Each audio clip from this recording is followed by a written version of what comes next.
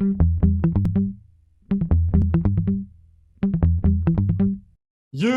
know, I'm right. Nick Durst here with Joe Calabrese. And Joe, our guest today, much like you, always full of energy. However, I don't know if he needs the inducers that you do because you're always pounding iced coffee and Monster Energy drinks. He's always got energy, but if he's got a flat tire on the LIE, he has no energy at that point. Why don't you tell everybody who we got with us today? Yeah, I wouldn't wish the LIE on my worst enemy. And the energy wasn't the problem then. It was that I don't know how to change a flat tire and I needed to be able to get to work. Yeah, right. Well, you got busted on that, but I don't know. Yeah. I don't know anybody that knows how to change a flat tire. Yeah, I think it only is embarrassing because my father was a mechanic. So from that aspect, I probably should have known how to change it. But I had a show to do at 6 a.m. There was no messing around. I had to get there. And oddly enough, I do not use caffeine at all. No caffeine whatsoever, even through the overnight. Yeah, just organic, au naturel energy.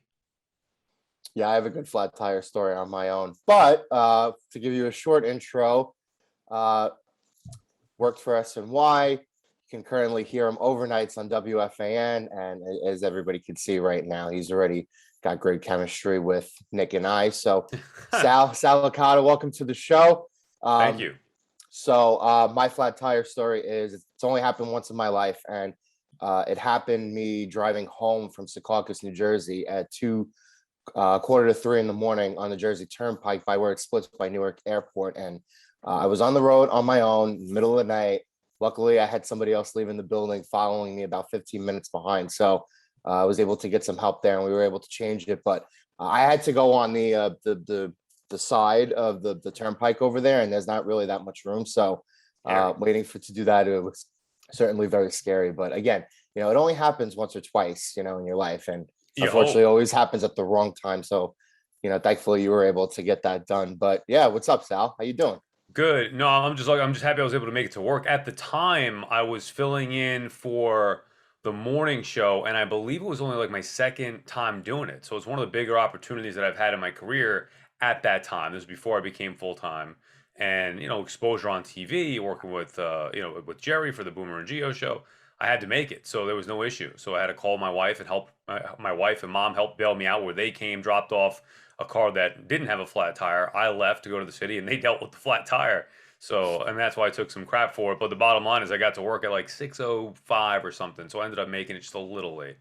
Still got there on time. Now, when you're filling on the morning show, are you more conscious of what you're wearing because you're doing TV? I don't change my outfits necessarily or my wardrobe. Like I'll wear this. Yeah. Today when I'm going into SNY or doing the overnight, I would probably wear this. Maybe there are some times when I'm like, oh, I know I'm going to be on TV. Either A, I don't want to repeat something that I already wore, or B, like last time I was on with them on a Friday, I wore Steve Summers' shirt. I got a shirt made of Summers. Right. So I consciously wore that to, represent him and pay him respect. But other than that, it's not really something that you put much thought into, or me. Yeah, I think the next time you're on, you should probably wear a Matt Ryan jersey. How did you become a Falcons fan as a Long Island native? It's funny you say that. I literally just a half hour ago, as I woke up this morning, I bought three or four Matt Ryan jerseys, I think, because some of them were on sale, and then I actually got one for the Colts. I don't even own a Matt Ryan jersey prior to this, but I felt bad, and it's a sad day that he left the Falcons, obviously. So I went back and they had him on discount, so I bought 3 Falcons jerseys, 1 Colts jersey, to show Ryan respect this year. I became a Falcons fan when I was a kid. I used to like, I like Dion. He played for both the Braves and the Falcons. My grandfather used to like the Braves, so I would watch the Braves with him. Dion, when I was going to junior high school, he was the most popular athlete there. I got the jersey, had the starter jacket, and it just kind of snowballed in the early 90s, like 91, 92-ish. Did you watch those Braves games on TBS when they used to be on there? Sure, and that's why my grandfather liked them, because they were just becoming to be good and they were on free TV, whereas the Mets and Yanks, I don't remember the specific deals, but I believe you had to pay. For the Mets, maybe it was Sports Channel or whatever. I think the Yanks were on MSG at the time. I'm not 100% sure, but I know the Braves were for free on TV almost every night. So, and they were good. So in the early 90s, my grandfather, who was a Yankee fan, he took a liking to the Braves. I would watch them with him. And even though I grew up a Met fan, I watched a lot of the Braves from about 91 or 92 through 95. Yeah, free TV is great. Doesn't exist anymore. Now we're going to have this horrible ESPN Plus Friday Night Baseball package, Peacock Sunday Morning Baseball, nickel and diming everybody all over the place. It's going to be It's insane. more, and it's the inconvenience of it. Like I just want to get home, or flip on the TV. All right, let's see what channel the game is on. Throw on the Mets, throw on the Yanks, whatever. And now it's, oh, I got to go to this service and that service, and then you got to get your login ID, and then that takes 25 minutes because everybody's forgot their password, and then you got to reset the settings. It's just the inconvenience of having to stream things. I use streaming services, but to have to do it for a game, it's annoying to me. Absolutely. So speaking of inconveniences, how much of a nightmare is parking for you? Driving downtown to SNY, then you got to find a spot, then you got to drive up a little more to WFAN. What's that parking scenario like for you? It's actually not bad, only because, so like today, for example, I have to leave early. I'm hosting baseball night in New York as we tape this on, what is today, Wednesday? Yep. Yeah, on Wednesday here. So when I leave early to go into the city, there's more traffic. It's a little more of a pain, and parking is not easily accessible on the street. I'll circle for 5-10 minutes, depending on how soon what time I get there. Sometimes I'll get there a little earlier. Sometimes it's late. But SNY provides us with a parking garage that we get a discount rate for. So you still got to pay for it, but it's at least a discounted rate. Now, if I'm working at just night, if I go in just a late shift, I find parking on the street, no problem, right next to the building. Same with the fan, because of the overnight, it's usually not an issue. When I was filling in doing middays for the month of December, it was tricky to a point where I said, I got to take the train. So I adjusted and started taking the train in early because parking was a nightmare. Mm-hmm. Traffic was a nightmare at that hour. Parking was a nightmare at that hour. But easy, like tonight, I'll leave SNY around 11:30. It's no more than 10 minutes to get to Fan. Like I said, probably less. And there's parking right on the street, right in front of the building. So it's not that bad. Well, I know you and everyone at WFAN must be thrilled about the upcoming congestion pricing. I mean, that's going to be... I have not paid attention to it. What's the deal? They're raising the tolls and stuff? Go ahead. Yeah, Joe. it's primarily going to hit trucks and stuff like that because they want to ease the flow of how many of those trucks and the traffic flow are going into places in the city, especially like Midtown.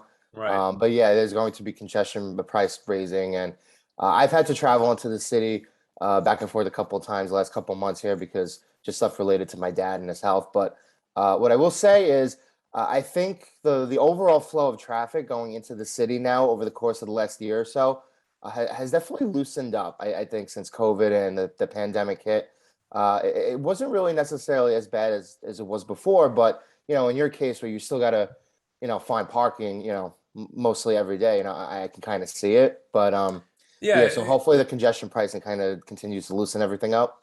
Well, and then gas prices are high. I mean, I know.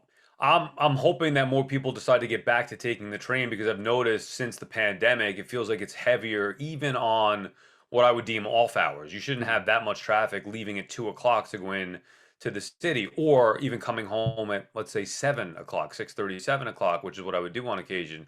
And I found it a little more volume than normal. But bottom line is, if you work in the city or you have to get to the city for whatever reason, there is no easy way to do it. You're either going to be inconvenienced and you're going to have to pay a lot, and probably both, right? It's one or the other at the very least.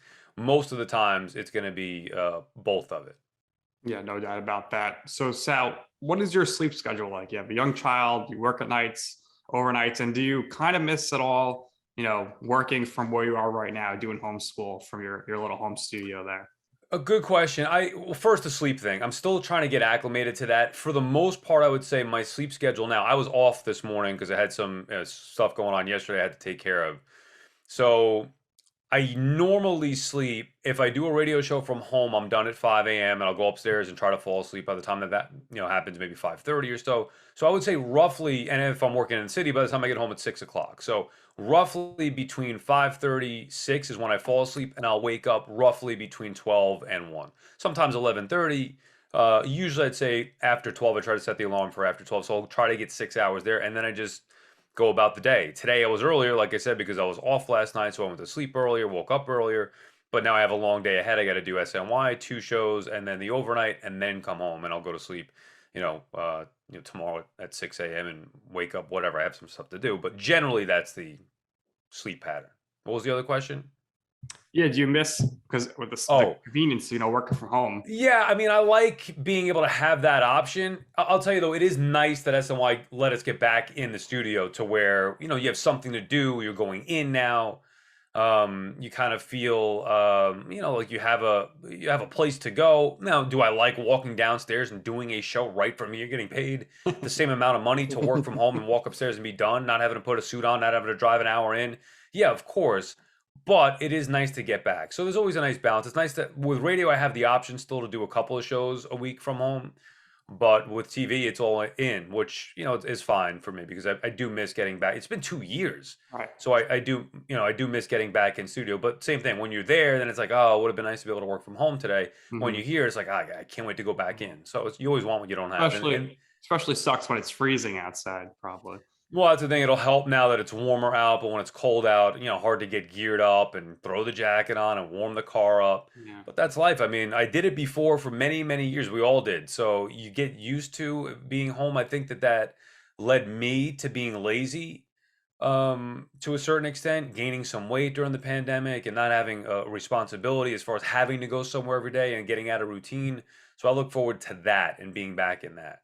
So when you show up to SNY, I'm guessing you're in your hoodie or vest or whatever, and then you got all your suits at the studio.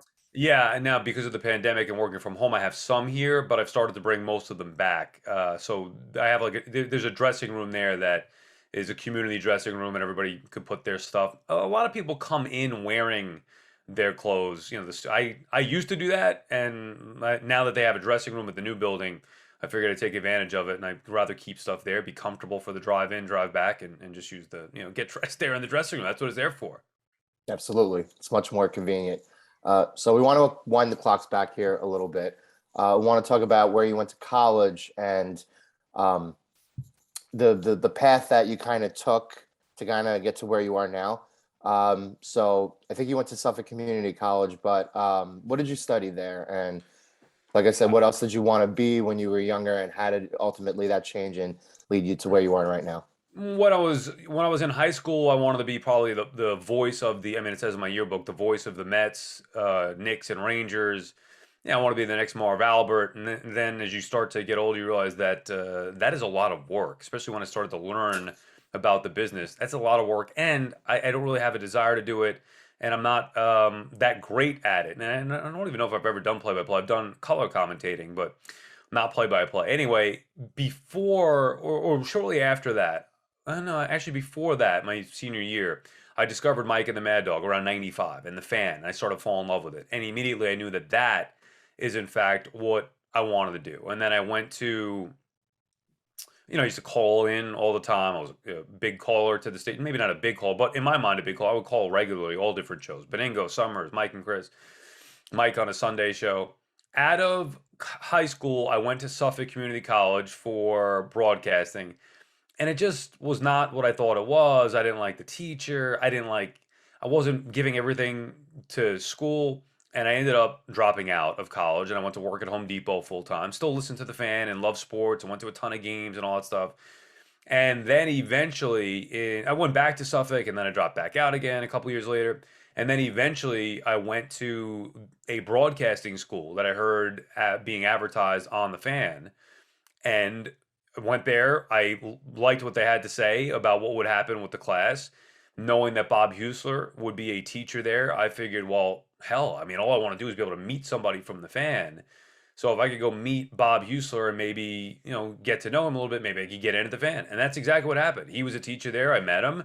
We, he, I think, noticed me because I would wear Falcons jerseys, and I was a nut job Falcon fan. Remember, Vic was popular at the time. And one thing led to another. And it wasn't just me, but I mean, he got me an internship or the opportunity to interview for an internship.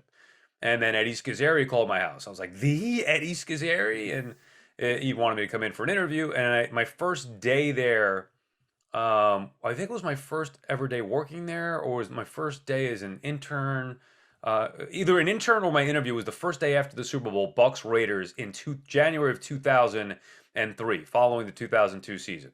So I got the internship in 2003 and worked my way up. You're a part-timer. You do whatever they ask you to do as an intern.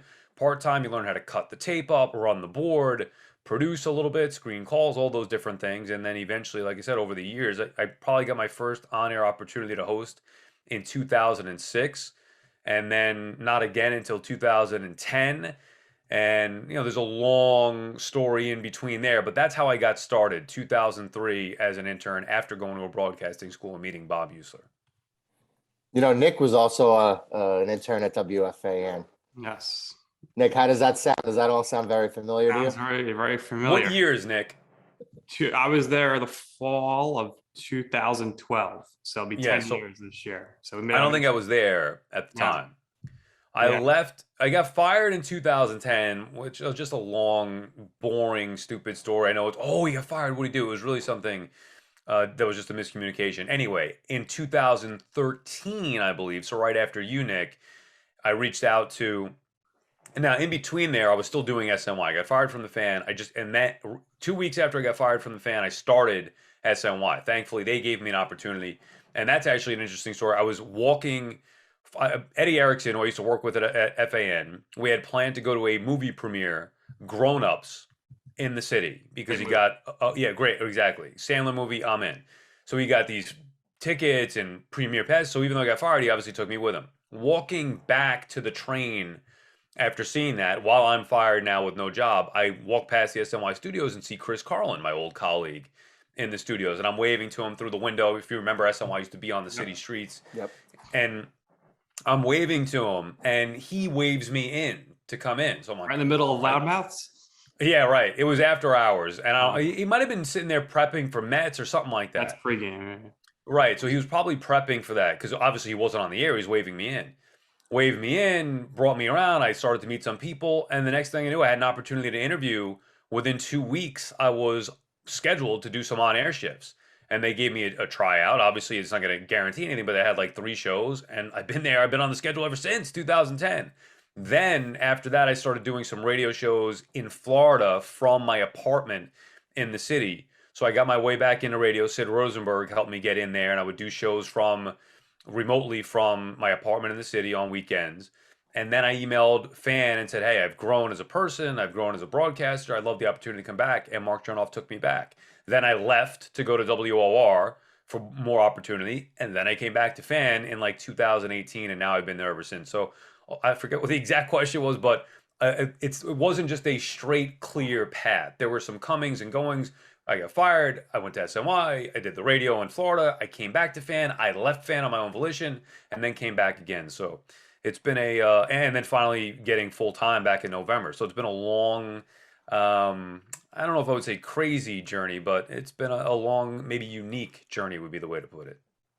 Yeah, I mean, that's the way. Oh, we were talking about you interning, right? So I'm sorry, I went off on me. You interned there in 2012. The whole podcast is about you, so that's not necessarily. No worries. Nobody. Yeah, I interned there in 2012. Worked a bunch of different shifts. But the thing that really amazed me, and I want to ask you after I tell you this, because I want to know, like, when you first started interning there, were you starstruck at all, or did you approach people? Because for me, I'm sitting there my first day. I got Minko come over to introduce himself to me. I'm working with Jerry in the mornings and Karin at that time, which was a little intimidating, to kind of get his energy. And then I'm, working all these different shifts. So to me, it was like, wow, what an experience at first. But how did you, make the most of your experience there? I used to intern before that at a show called Crossing Over with John Edward. He was like a psychic show or whatever. Meeting, yeah. Now, the reason I bring that up is it was in the same building as the Fan. So that was my first internship, and I was just excited to be working in the same building as the Fan, which was downstairs in Astoria. And they used to let me sometimes, if mail got misplaced, I would go downstairs and bring the mail down there and see the Fan studios, and I was in awe and just couldn't wait to be able to get in there if I ever could.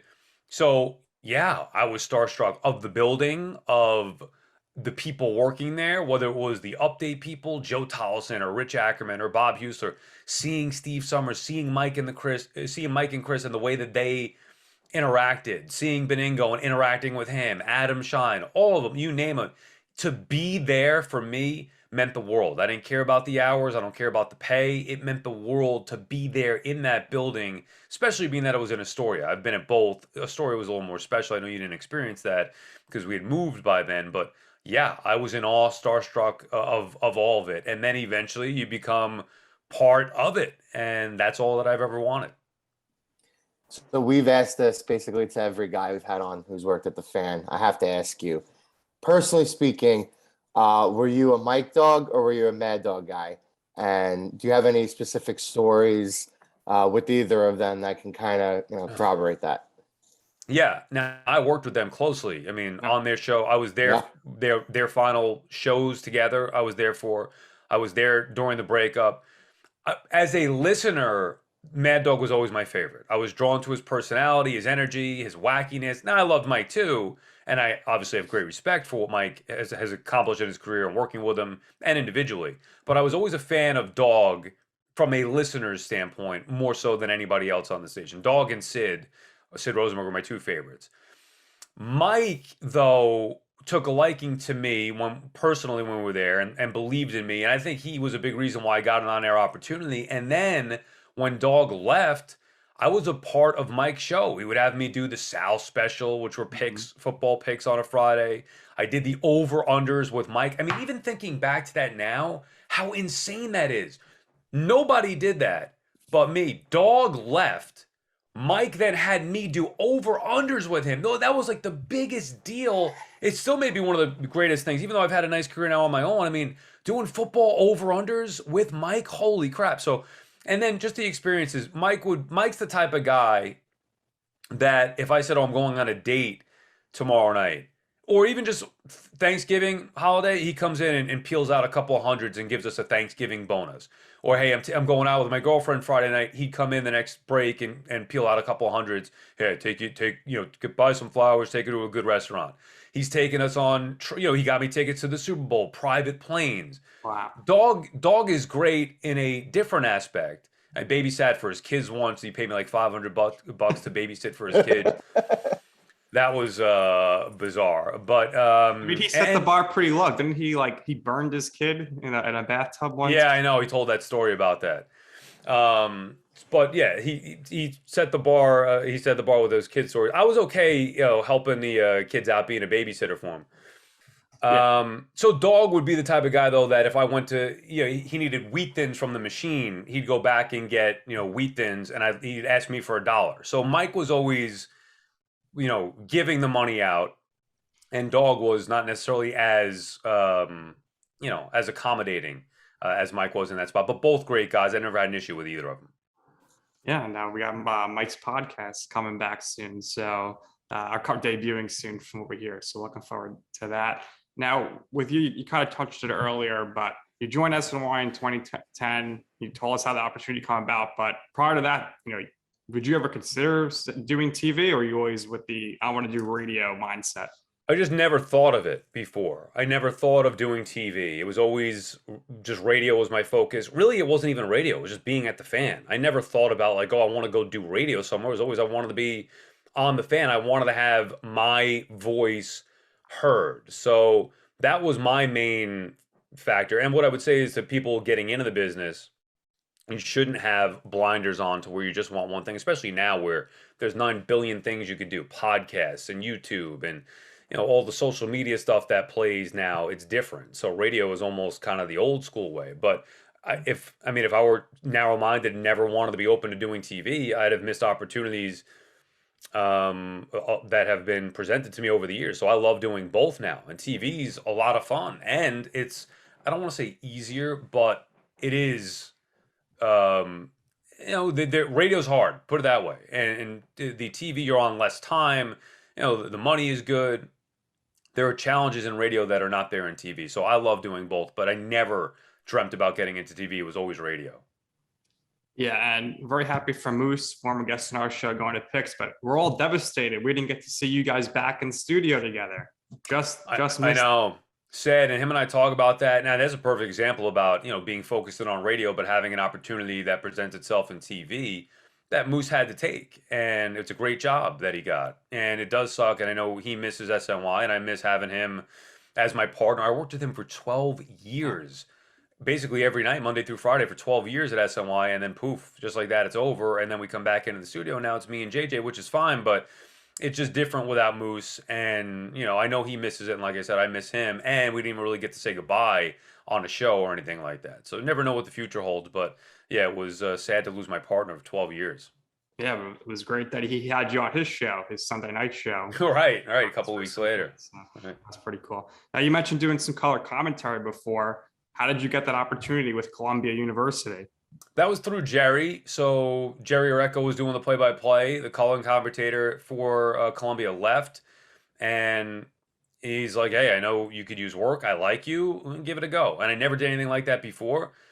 I did it, and we ended up doing that for almost 10 years. I did the football for 10 years. Jerry did it before I did, but then he left before I ended up leaving. I did some games then at the end with Lance Meadow and stuff like that. But and I did basketball with Jerry for a while too, which was fun. Maybe did that 5 or 6 years.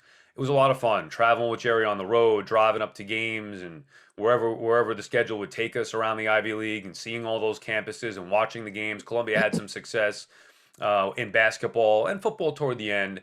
They were better too, but it was a lot of fun hanging out with Jerry, and a great experience to be able to do games, sit in a booth, put the headset on. It was fun, even though I'm not good at it. And I wish I was better. It wasn't a strength necessarily, I would say, of mine, but I thought I was okay at times. And it was more fun, though, the experience to be able to have that and look back that I did it for 10 years. Yeah, Columbia, pretty solid, program there. My cousin's husband is the team doctor there, Dr. Levine. So I've seen a few of their games, and Oh, okay. pretty Yeah. cool experience up there, watching some Ivy League hoops. Yeah, no problem. Ivy League hoops could be very good. Now Columbia hasn't been there in a while since Kyle Smith left, where he's now the coach of, I think, Washington State. He went to San Francisco Dons, now Washington State, and he was great. And he was great with Columbia. They won the CBI, which is one of the lesser tournaments, but still being able to get in there and win the whole thing, that was a great experience. So Columbia's, I like the Ivy League myself now. I mean, before I started working there, who the hell knew? Right. But I love it. I love the football there, and I love the hoops there as well. Yeah, and you mentioned Lance Meadow. Meadow was also a former guest of ours, and we got to pick his brain a little bit, and a lot of intricacies of doing broadcasting and stuff like that, because he's got his sheets out there. There's a lot of prep work, a lot of extra stuff that you have to do in the in-betweens during your weekly schedule. So very, very difficult. You mentioned previously, before, you want to be the voice of the Mets. While you weren't necessarily the voice of the Mets, you got to host shows for WOR when it was a Mets station. So how was that experience like? It was good. More than anything else, it taught me how to become a better talk show host, because I'm doing shows. I was on most of the time during Met off days, and it would be 3 hours, 6 p.m. to 9 p.m. by myself on a non-sports station. So it was very challenging to come up with a way to be entertaining. There weren't many callers. At times we had callers, but it wasn't a lot. Where at the Fan, it used to be you would go on the air, and it doesn't matter what you say, people would be calling up nonstop. And that now has changed. That's not even like that anymore. As I guess fewer and fewer people call in for many different reasons. But it made me a better host. I mean, I did that for 5 years. I worked with Pete McCarthy on occasion, and I got a feel of what it was like to work with somebody else on radio. Prior to that, I never had that before. So that was a good experience. Being away from the Fan and doing stuff on your own also was a good experience, seeing how other stations do it, what you like about it, what you don't like about it, how other people treat you. So it was a good experience, a learning experience. And I always refer to it as my time in the minors, because whether I'm not familiar with it as a station, as what they do. Like, I'm not a political guy whatsoever. But when it comes to sports, obviously they were in the minors in that regard, even though they had the Mets.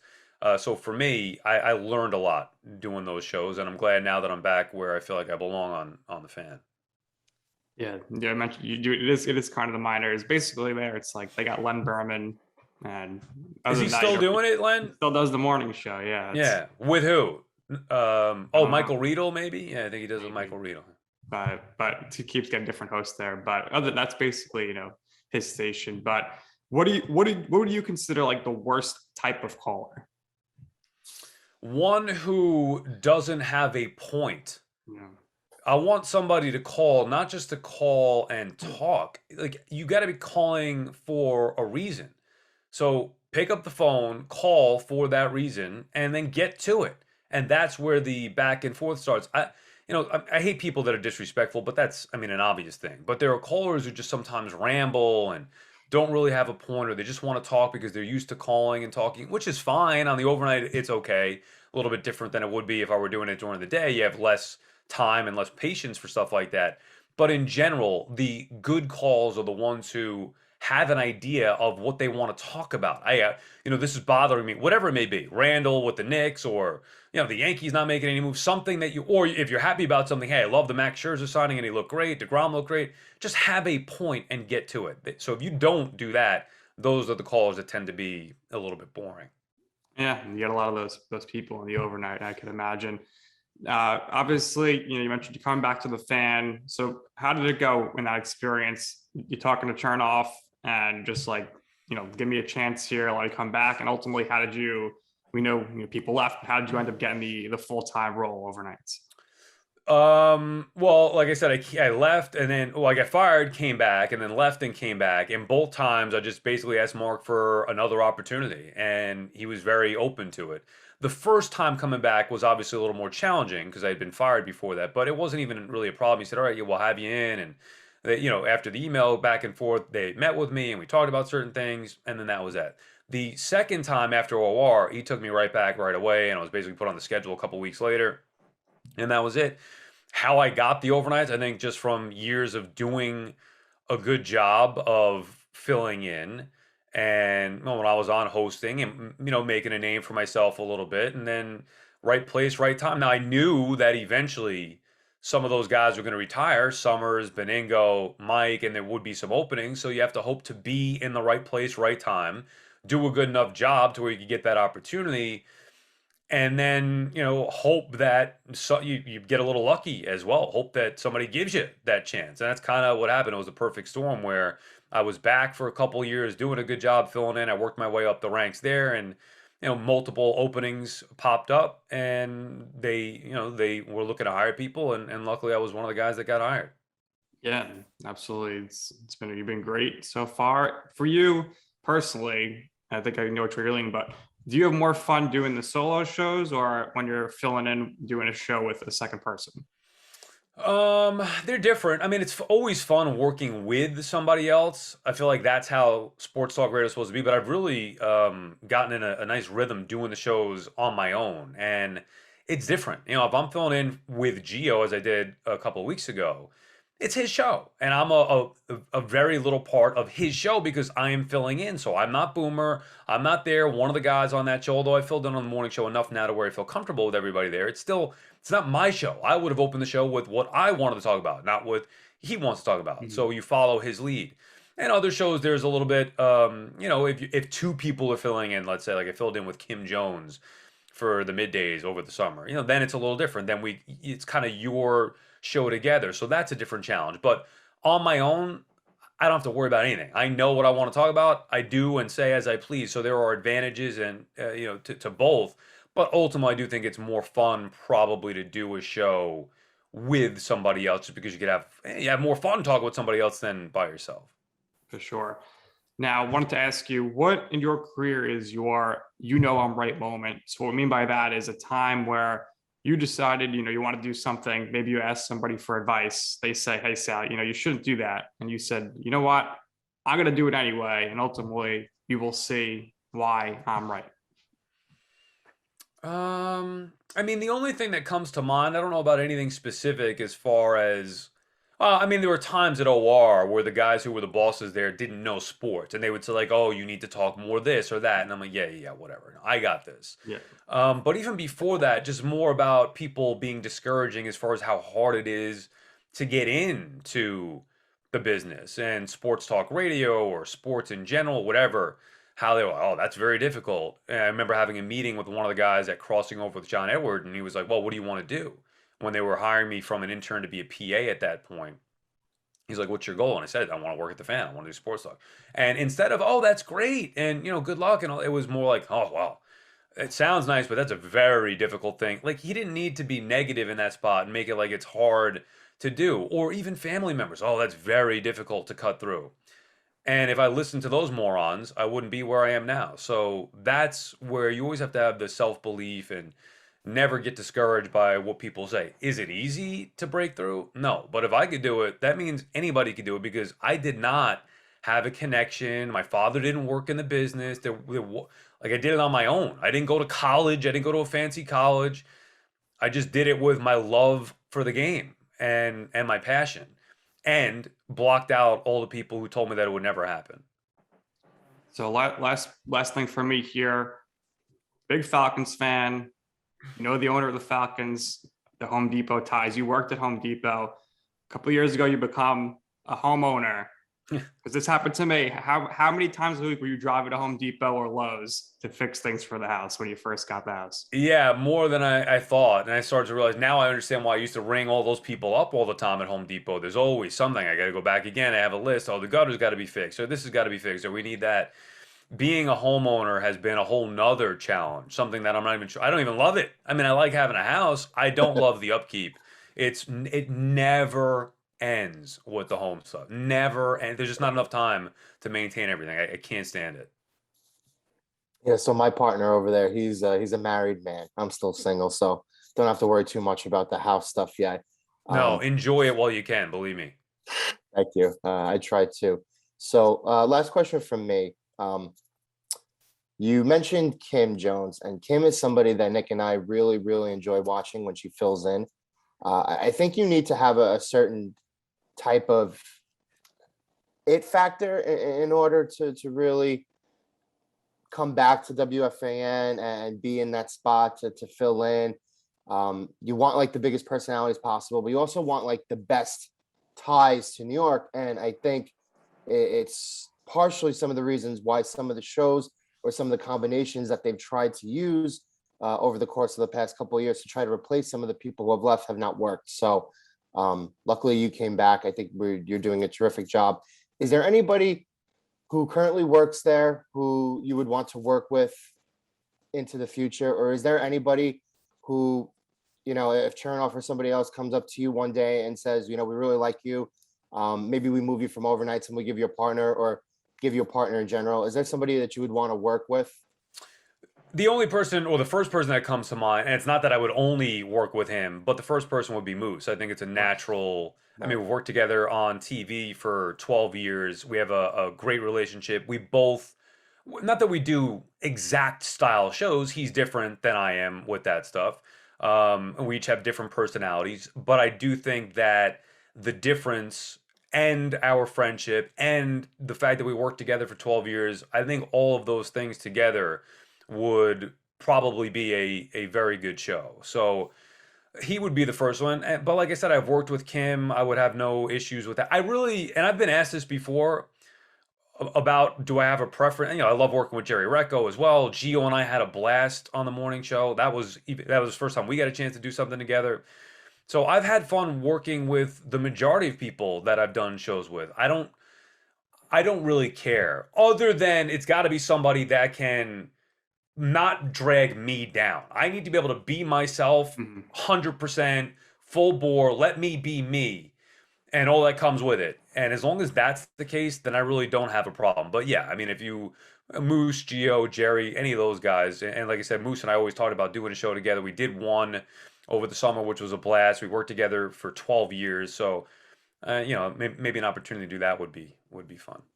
I'm looking forward to this summer. You filling in for Real Housewives of New Jersey star Tiki Barber. I know. I watch him more on there than I know. Tiki's all over the place. My wife now watches. I was like, oh yeah, that's Tiki, and we watch him and his wife on there regularly. Good show. Watch it every week with my wife. Yeah. Teresa now has an issue with Tiki's wife, so that'll be fascinating. Yeah, talking against the family. So is there going to be a big table flip coming up in some future episodes? That's something for Rosalie. She loves it. We love it. Anyway, Sal, thank you for joining us. We really, really appreciate it. What we do here is we always give everybody the last word. So if there's anything else you would personally like to share or promote, go ahead, by all means do so. Thanks again for doing with this. Yeah, no problem. I just keep watching on SNY, baseball night in New York at 6 or sports night at 11. And then obviously the overnights. Yeah, baseball's back. Thank God. I don't know what the hell I would talk about. I mean, I contemplated quitting if baseball didn't come back. You can't do 5-hour radio shows on what you're dealing with sports talk with no sports. Nobody cares about the Knicks. Hockey doesn't play as much, although it will in the postseason with the Rangers a little bit, but the football teams stink. You need baseball back. So thank God baseball's back. But yeah, that's basically it. Listen on the fan and interact. I love when people call and I love when people tweet. So those are things. You follow me at Sal_Licata. I better hope for some good baseball, because I could already tell now the football teams are going to be dreadful, especially with Daniel Jones as the quarterback. No doubt about that. I know Giants are going nowhere. Maybe the Jets, you have a chance that they are competitive, but no. We'll see what happens. All right, Sal, it's been a pleasure. That's going to do it here for this episode of You Know I'm Right for our very special guest, Sal Licata, my co-host, Joe Calabrese. I'm Nick Durst, and this has been You Know I'm Right.